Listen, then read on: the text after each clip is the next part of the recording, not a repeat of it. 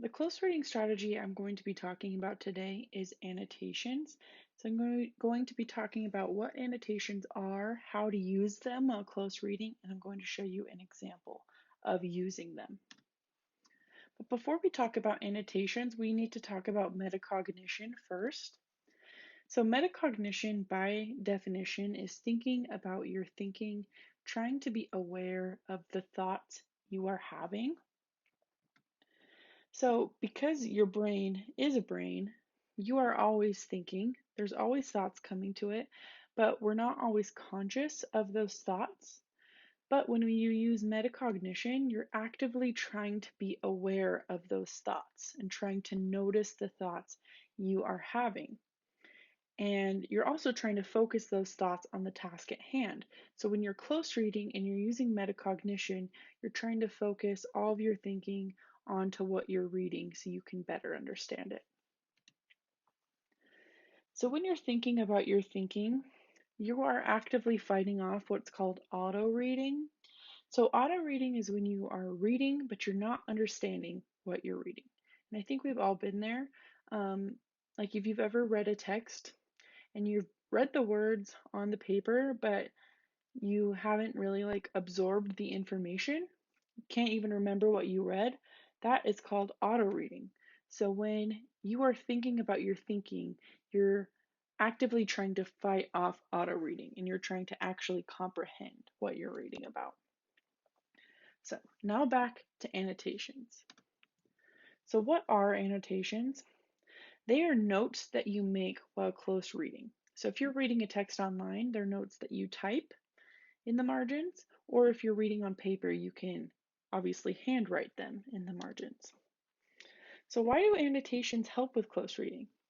Well, making annotations helps you tune in to your own thoughts. So it helps you actively use metacognition because you're writing it.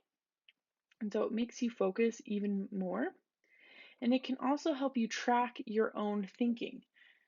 So like if you are using annotations with a text you will need to refer back to in the future, when you refer back to it, you'll easily be able to see what you read because you've made those notes. They kind of act as like a roadmap for what the text is about. So how do you use annotations? As you read a text, you should pay attention to your thinking. You should try to use metacognition. You should try to notice when you have reactions or thoughts or questions about the text.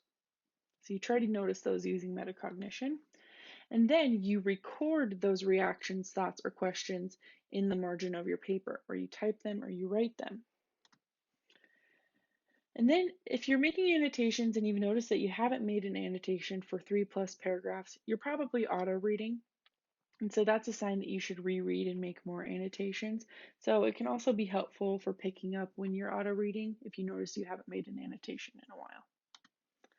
So now I'm going to show you an example of me using annotations. So I've used this text from Actively Learn, Where Do Dreams Come From?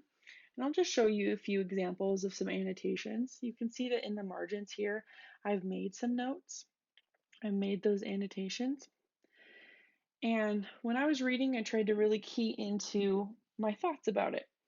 So just as an example, I read this sentence, people have wondered about where dreams come from for a very long time, and that sparked a memory of when I wrote a paper about dreams in 8th grade. So I wrote that note down in the margin.